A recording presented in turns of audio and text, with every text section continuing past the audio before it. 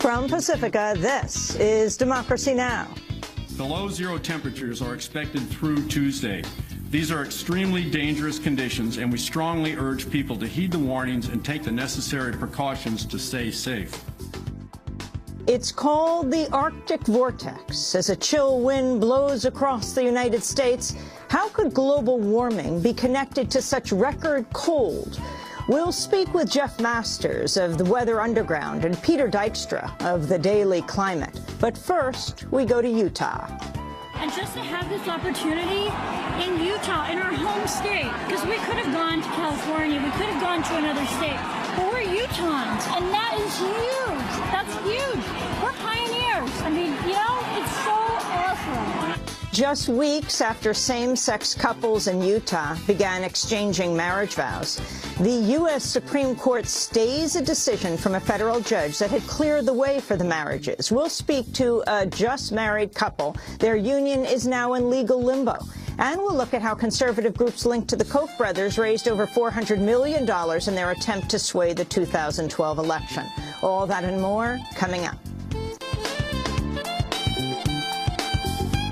Welcome to Democracy Now!, democracynow.org, The War and Peace Report. I'm Amy Goodman. One of the great mysteries of the Vietnam War era has been solved. In 1971, a group of peace activists broke into an FBI office in Media, Pennsylvania, and lifted files that helped reveal the FBI's elaborate program of illegally spying on political groups. The documents, given to journalists at the time, provided the first hints of COINTELPRO, the FBI's secret program to infiltrate, monitor, and disrupt social movements. The burglars called themselves the Citizens Commission to investigate the FBI. They were never caught. But decades later, a number of them are coming forward for the first time. The idea for the burglary came from William Davidon, a physics professor and leader of civil disobedience against the Vietnam War. Davidon died last year. Also involved were a social worker named Bob Williamson and John and Bonnie Raines, a married couple with children. Convinced the FBI was infiltrating peace groups, they hatched a plan to stage the break-in on the night of a major championship boxing match.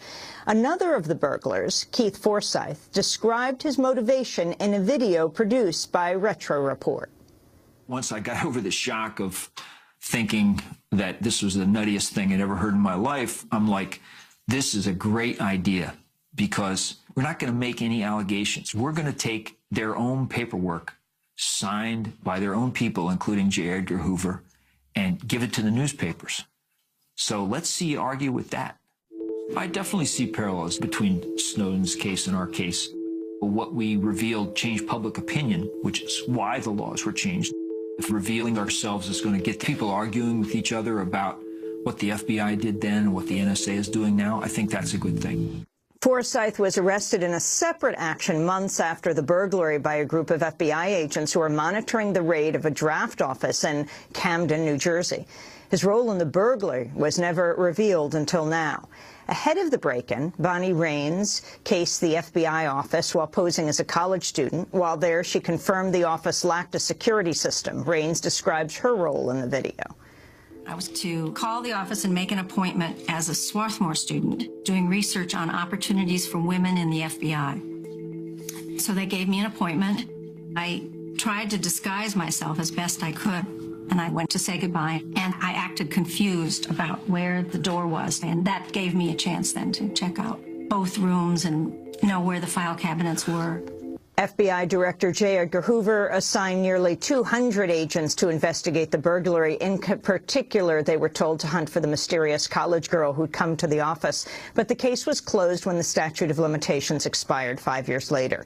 The story is told in a new book by Betty Metzger, a former Washington Post reporter who received the documents from the burglars at the time. 3 other burglars have chosen to remain anonymous.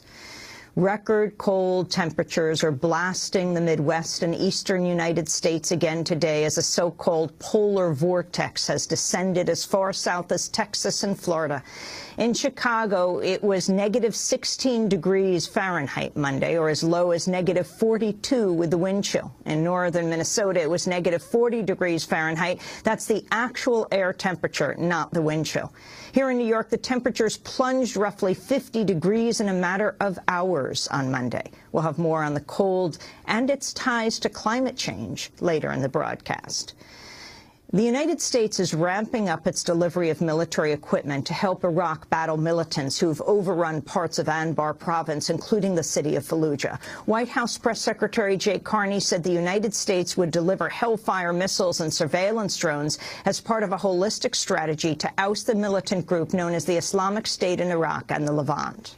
Now, this situation remains fluid, and it's too early to tell or make conclusions about it. But we're accelerating our foreign military sales deliveries and are looking to provide an additional shipment of Hellfire missiles as early as this spring. These missiles are one small element of that holistic strategy, but they have been proven effective at denying ISIL the safe haven zones that it has sought to establish in western Iraq. Israel's given final approval to a new round of settlements in the occupied West Bank as Secretary of State John Kerry wrapped up his visit to the region Monday. The plan includes 272 apartments in 2 different settlements. Israel had reportedly held off on announcing new settlements in order to avoid embarrassing Kerry during his visit. Meanwhile, thousands of African migrants gathered in Tel Aviv for a third day today to protest Israel's indefinite detention policies and demand asylum and work rights. The United Nations warning conditions in Central African Republic are rapidly deteriorating, with nearly 1 million people now displaced by sectarian violence. Heavy fighting erupted last month between Christian militias and Muslim rebels who'd seized power in a coup in March.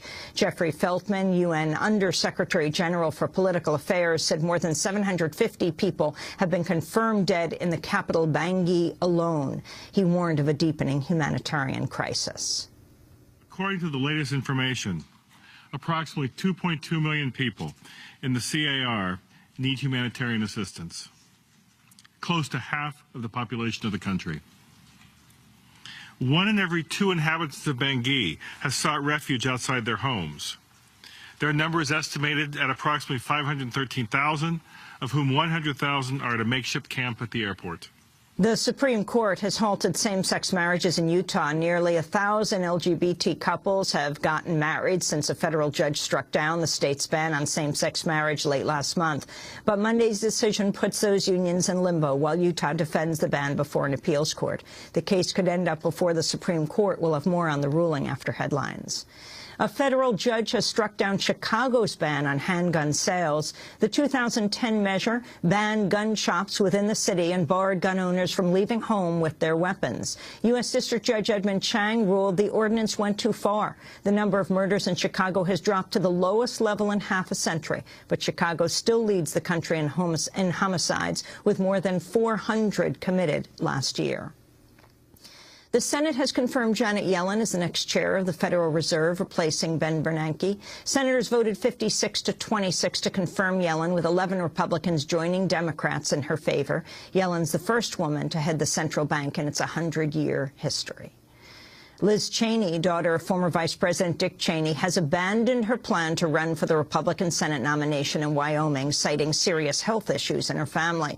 A recent poll showed incumbent Senator Mike Enzi had a 52-point lead over Cheney. Her campaign was marred in part by a public spat over same-sex marriage with her sister Mary, who's a lesbian and married. In Texas, a hospital is keeping a brain-dead woman on life support against the wishes of her family because she's pregnant. Marlise Munoz collapsed in late November, likely because of a blood clot in her lungs. At the time, she was 14 weeks pregnant, a stage when the fetus is months away from viability. Doctors say Munoz has no brain activity, but the hospital in Fort Worth is citing a Texas law they say forbids removing a pregnant woman from the life support. The woman's husband, Eric Munoz, told a local ABC station his wife explicitly told him she never wanted to be on life support. We talked about it. We are both paramedics. We've seen things out in the field, and You know, we both knew that we didn't want to be on life support. We reached a point where, you know, you wish that your wife's body would stop. Despite her family's pleas, the hospital reportedly plans to keep Munoz on life support for the next several weeks until the fetus is potentially viable. At least a dozen states have statutes that force women to stay on life support against their previous directives if they're pregnant. A former high school football player who raped a 16-year-old girl in Steubenville, Ohio, has been released from juvenile prison less than a year after his conviction. Malik Richmond received a year-long sentence last March. A second teenager convicted in the case, Trent Mays, is serving a 2-year sentence. The case drew national attention following the emergence of images and social media postings from the night of the attack. Jury selection begins today in the trial of a former hedge fund employee accused of orchestrating the largest insider trading scheme in U.S. history. Matthew Martoma, a former portfolio manager for SAC Capital, is charged with conducting illegal trades based on inside information about the development of an Alzheimer's drug. Prosecutors say the scheme earned SAC Capital $276 million in profits and averted losses. Last year, SAC Capital, which is owned by billionaire Stephen Cohen, agreed to plead guilty to fraud and pay a record $1.8 billion to settle charges of systematic insider trading. The former head of the Federal Communications Commission is starting a new job at the secretive private equity firm, the Carlyle Group. Nicknamed the Ex-President's Club, Carlyle's roster has included a long list of powerful figures, including both Bush presidents. Carlyle owns a majority stake at Booz Allen Hamilton, the military contractor that employed Edward Snowden. Julius Genachowski, who led the FCC for 4 years under President Obama, will serve as a managing director and partner specializing in telecommunications.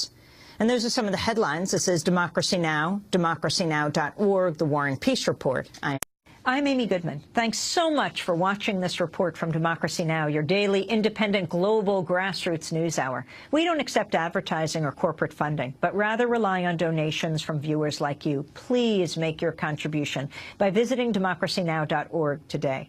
We need your support today to keep bringing you this hard-hitting, in-depth reporting.